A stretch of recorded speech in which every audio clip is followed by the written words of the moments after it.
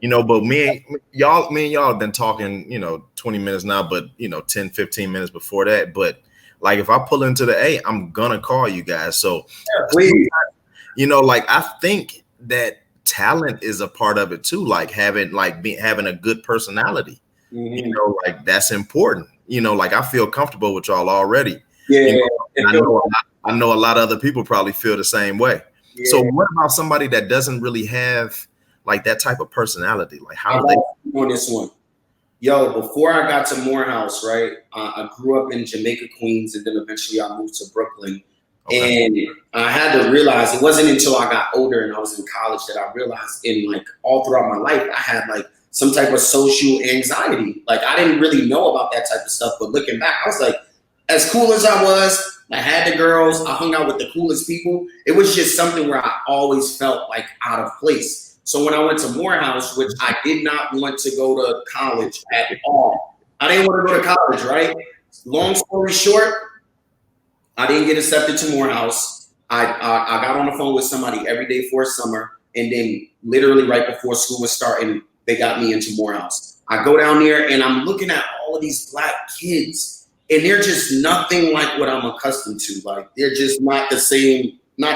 Like these are like middle class black kids that came from like really good households and they were raised correctly and all of that. And I felt uncomfortable. I really did, because it was like the things that they experienced, like and talked about and engaged in. I didn't have that experience, so I didn't know how to basically keep up with the conversations and how to feel like I was a part of something. So think about this though, B. Wright, just in general, regardless of his experiences and things like that, he's just a naturally social butterfly type of person. So me and him become partners, and you got to think about this, right? Like if you're running around with somebody social and you're just the person in the corner all the time, you're about to start looking weird and uncomfortable. So I got to a point where I was just like, bro, I'm not going to be the one in the corner that people are like scared to talk to because I just look emo and shit like that.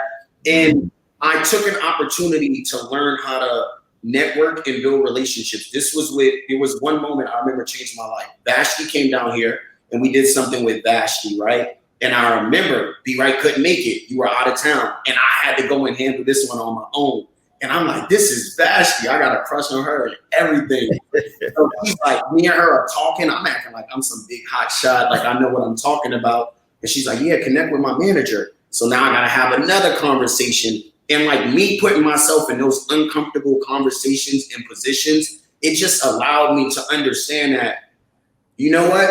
You can grow. You can be social. You can expand. Like you can further like your personality from where you think it's at to where you think it's going. And I think for me, most importantly, I just think it's really important to like, if you feel like you're a person that's extremely isolated, if you feel like you're not social, if you feel like you don't fit in, if you feel like you're an outcast, I need you to do like what Will Smith said, literally face fear in the face and go straight at it. If you go to a bar and you feel like, like you're not good with the ladies, go talk to a girl. Yeah. The more you get, So it's just about, when it comes to being a social man and networking, because I felt so discouraged going to Morehouse. I really did. And when I got there, let me tell you the worst part ever. My roommate, who happened to become one of our close friends, was a multimillionaire. I'm taking out my little pairs of Air Force Ones, Louis loafers, second MacBook Pros. I'm like, what a fucking way to smack me in the face again, bro. Right. Yeah, you just gotta go and do it. You gotta face it and you gotta put yourself right in front of everybody and shit happen. I mean,